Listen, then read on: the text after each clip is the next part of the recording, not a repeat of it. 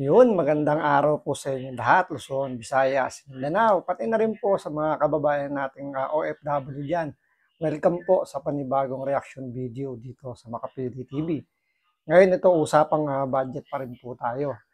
So, yung nakaraan, di ba, naglabas ng video si BP Sara. Sabi niya, kahit hindi siya bigyan ng budget, kahit i-zero budget pa siya, gawin pang piso yung budget niya, diretso pa rin magtatrabaho ang Office of the Vice President para magbigay tulong sa mga kababayan natin.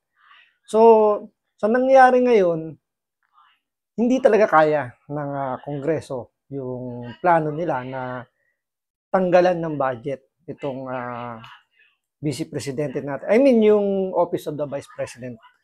So, hindi nila kayang tanggalan yan. So, ang pinaka magagawa lang talaga ng itong Kamara bawasan lang talaga yung budget niya. So, ang labas na lang dito parang nangiinis na lang. O parang ito na yung pinakaganti nila sa mga ginawa ni VP Sara sa kanila. So, siyempre, lagi nilang, di ba, lagi nilang bukang bibig na Bratinela, hindi raw ni respeto ni VP Sara yung mga congressman dun sa budget hearing. Pero hindi nila kasi nakikita na sino ba yung nagsimula para magkaganon si BP Sara. Kasi ang tinitingnan lang nilang side dyan lagi is yung naging attitude ni BP Sara. Parang sa Senado, di ba? Sino bang una nagsalita doon na hindi raw niya gusto yung ugali na pinapakita raw ni BP Sara. Diba sabi ni Hontiveros yun. So, bumuelta si BP Sara kasi parang irrelevant naman yun na ba't kailangan ganun yung maging, kumbaga, bakit ganun yung magiging atake sa'yo. Considering budget yung pinag-uusapan, pero parang personal yung naging balik sa'yo. So, nag-retaliate lang naman si BP Sara doon kay Hontiveros, pero ang pinalalabas naman nila si BP Sara yung nag-attitude. So, same thing yung nangyari sa Kongreso, sa budget hearing. Nung unang salang ng OVP, si Franz Castro ang unang nagbigay ng hindi magandang halimbawa tulad ng ihalin tulad niya si BP Sara sa puset. So, syempre, what do you expect? Hindi naman piped, kumbaga nasa karakter ni BP Sara na pag siya binastos, pasensyahan tayo, babalikan kita. So, ganun yung nangyari. So, ang ending, dahil parehas ng ginawa sa kanya sa Senado at sa Kongreso, pinalalabas nila na si BP Sara yung nag-attitude. Pero ang pinagkaibahan lang ng dalawa, sa Senate, inaprubahan yung budget niya na nasa 2 billion. Pero ngayon, ito ang proposal ngayon ng Kamara, itong Kongreso, yung mga bata ni Tambi, bawasan yung budget ni BP Sara. So, yan yung pag-uusapan natin ngayon. Kaya kung hindi ka pa nakasubscribe sa Makapili TV, baka pwedeng pakipindot po muna yung subscribe button. At the same time, pakipindot na rin po yung like button sa mga video natin. Kasi wala naman pong bayad yan. Kaya, pindot na. So, ito, panoorin po natin itong balitang to. Kung gaano ba kalaki yung binawas doon sa budget ni BP Sara at ano yung naging rason nitong mga bata ni Tambi para bawasan yung budget ng Office of the Vice President. The Committee on Appropriations decided to recommend a reduced budget for the Office of the Vice President. Tuluyan ng tinapyasan ng House Committee on Appropriations ang panukalang budget ng Office of the Vice President para sa taong 2025. Mahigit pa sa kalahati ng rekomendasyon ng Department of Budget and Management o DBM ang inalis ng mga kongresista. Mula sa orihinal na proposed budget na 2.037 billion pesos, binawasan ito ng mahigit 1.2 billion pesos. Kaya ang naiwan sa panukalang pondo ng OVP ay 733 million pesos. So yan mga kababayan. So ito pong recommendation ng mga congressman ninyo, especially itong si Kimbo. So I mean, congressman po siya ng Marikina. So shout out sa mga taga Marikina. Yung congresswoman po ninyo kasama po sa bumoto na tapyasan po yung budget ng OBP natin. So yung congresswoman po ninyo, ang tinanggal po sa budget ni BP Sara is 1.2. So ang natira na lang po is 733,198,000. So, kung ikukumpara nyo sa budget ng presidente na 10.5 billion pesos, sa vice president po is 733 million na lang po.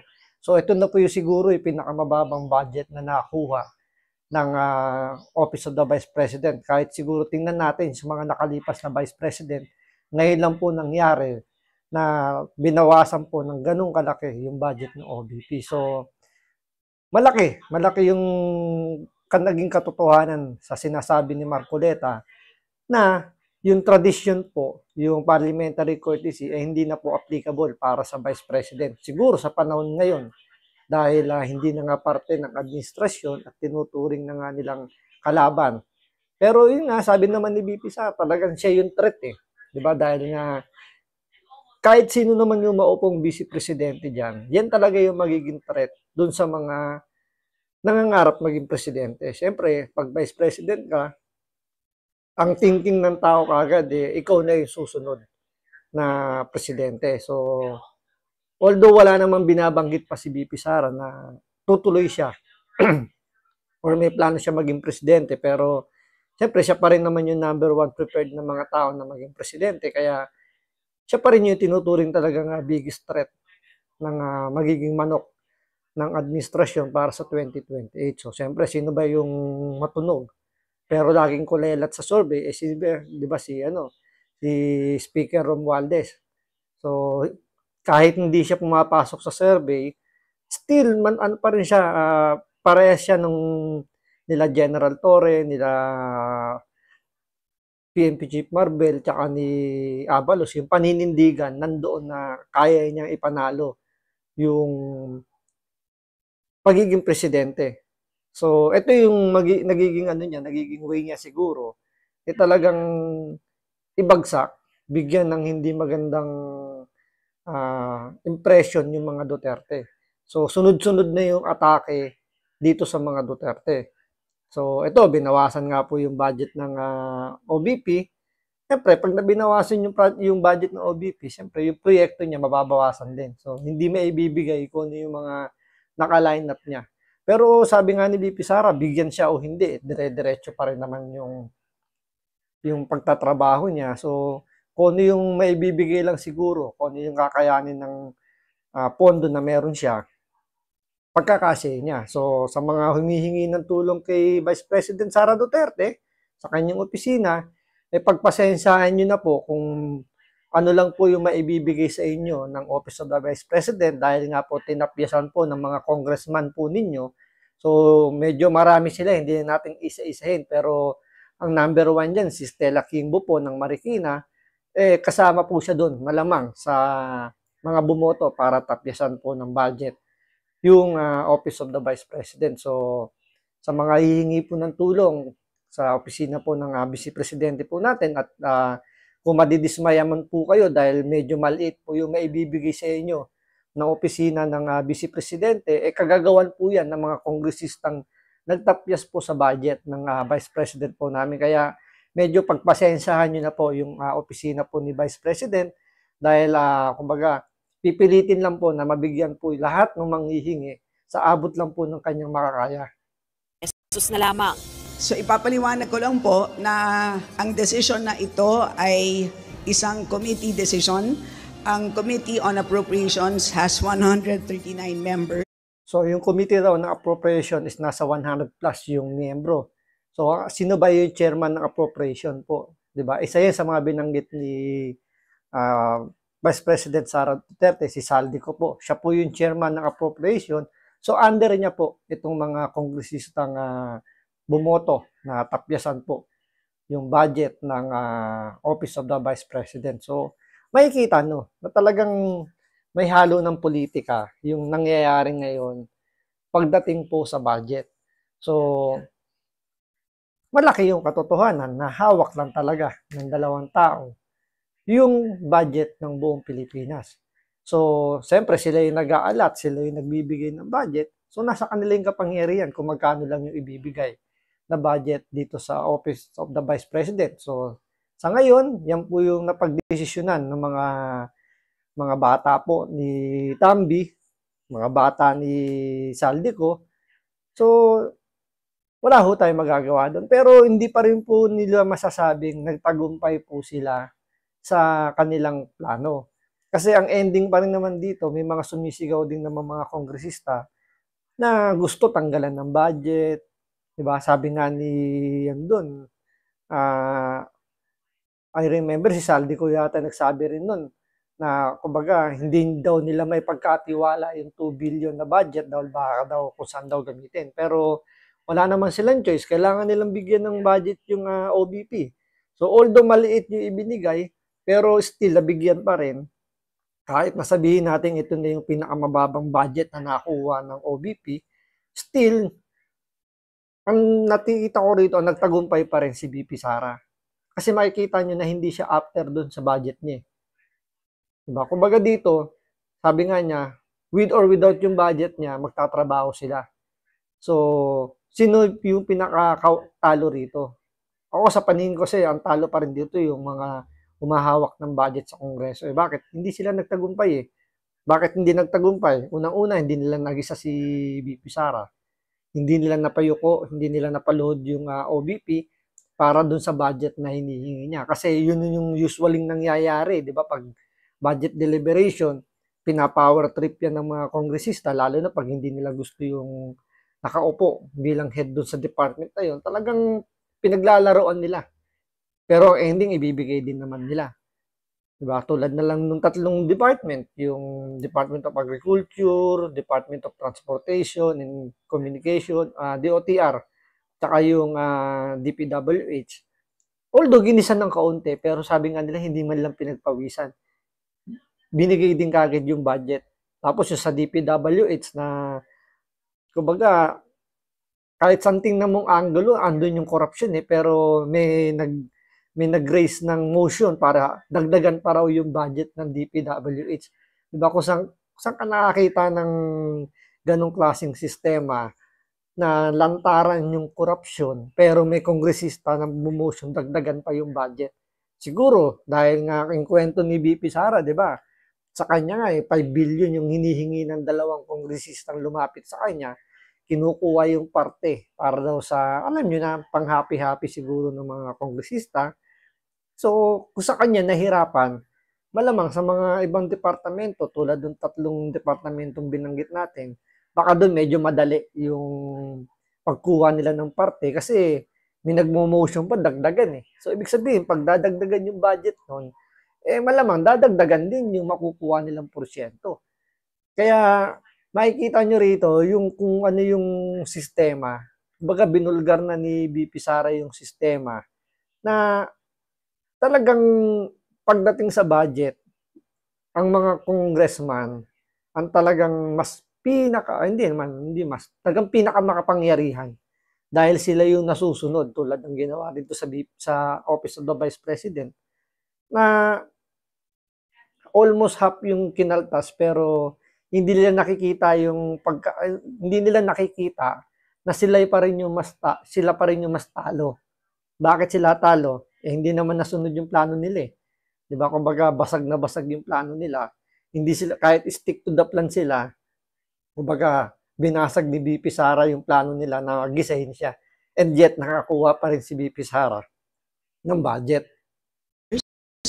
And with respect to the budget cut of the OVP, ito po ay naging unanimous decision among the members. Paliwanag ng mambabatas, ang inalis na pondo ay ilipat sa Assistance to Individuals in Crisis Situations o AICS ng Department of Social Welfare and Development at Medical Assistance for Indigent and Financially Incapacitated Patients ng Department of Health na itinuturing nilang mahalagang programa ng pamahalaan.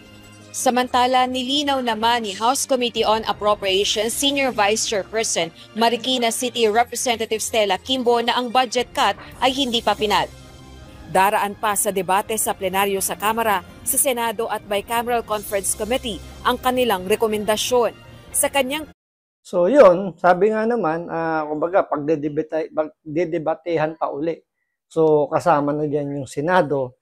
So most probably madadagdagan pa yung budget niya. Baka nga ano pa yan hindi na yan bababa ng 733 pero madadagdagan yan.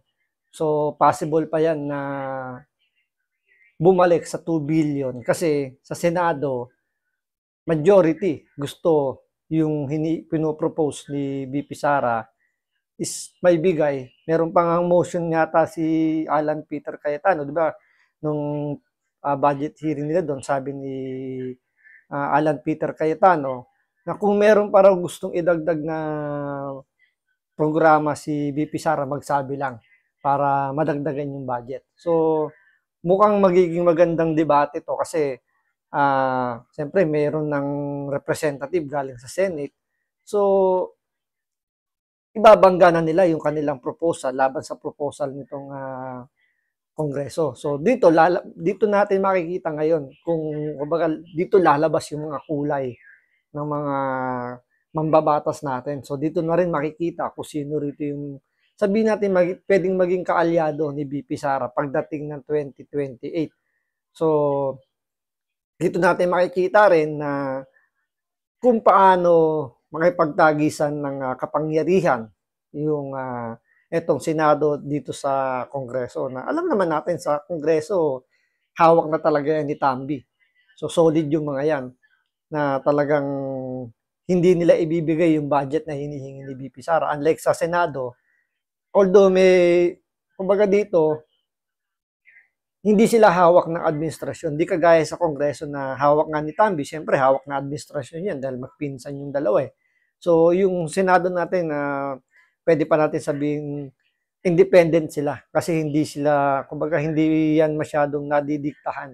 Although ginawang waiter ni First Lady Lisa Marcos si Chis Escudero, pero hindi pa rin siguro natin masasabi na hawak sa leeg yan ng administrasyon. Kaya medyo sa palagay ko solid yung Senado na ibibigay yung request na budget ni VP Sara at yung ilalaban nila dito sa mga kongresistang to. Pahayag matapos ang budget cut ng Kamara, sinabi ni Vice President Sara Duterte na marami ang nangangailangan ng tulong lalo na ang mahihirap na Pilipino. Kaya tutuloy ang kanyang tanggapan sa pagtatrabaho kahit pa walang pondo. Rosa Licoz, UNTV News and Rescue. Tapos yung isa pang ni-reason dito ni Stella Kimbo, yung AIX. So yung pagbibigay doon ng mga tulong pinansyal ng OBP, redundant na raw. So parang nauulit lang daw dahil ibinibigay naman daw yan ng ibang departamento tulad ng DSWD. Tama naman yung punto rito ni Stella Kimbo. Pero ang hindi kasi tama, alam niyo kung ano, nagagamit yung AIX ng itong mga kongresiste. Paano nagagamit? Pansinin nyo, sa mga kababayan nating nakatanggap na ng AIX o naimbitang yung mga yung mga benepisyaro ng AIX. Pansinin ninyo, yan programa yan ng DSWD. Tama, sabi ni Stella Kimbo. Pero mapapansin nyo na lumalabas doon sa mga tarpaulin, sponsor by, tapos kung sino yung kongresista. Tapos yung kongresista na to, sa tarpaulin na ilalagay doon sa pamamahagi ng AIX, mas malaki pa yung picture nila, yung pagbumuka nila, kesa doon sa logo ng DSWD na sa kanila namang galing yung budget. So, palalabasin itong mga kongresista na kanilang budget yun. Parang hindi naman nila literal na sinasabi na amin yung budget. Pero kung titingnan mo kasi yung sistema, dahil nga picture ng kongresista yung nakalagay doon sa tarpaulin na napakalaki. So, yung tingin ng tao, especially ng mga kababayan nating may hirap na tumatanggap ng AIX, iniisip nila na ito'y galing sa congressman na to. So, tatatak sa isip nila yan. So, ang nagiging rason nga dyan ng mga kababayan natin, kaya niya iboboto itong kongresistan to kasi kahit na sabihin natin corrupt ito, at least ipinamamahagi yung kanyang nakukuha. So, yung nagiging mentality ng mga kababayan natin. So, hindi naman natin maiaalis yun. So, siyempre, kahit naman sino, tama nga naman, may punto, di ba? Kesa nga naman solohin ng politiko yung nakukuha niya, yung nananakaw niyang pera, at least binabahagi. Pero ang punto rito, hindi naman niya talaga pondo yun eh. Pondo yun ng DSWD. Kumbaga nakikisabit lang yung kongresista. Pansinin nyo, siguro kung may nanonood dito na tumatanggap ng AX o tatanggap ng AX, pansinin ninyo kung mali yung aking opinion. Tingnan nyo kung sa mga, baka may kakilala kayo, kamag-anak kayo na tatanggap ng AX. Pa-obserbahan nyo kung itong AX ba na to, budget ba ng kongresista or budget ng DSWD. Diba? Kasi, yan yung sinasabing redundant daw nito ni Stella Kimbo na tinanggal sa OBP.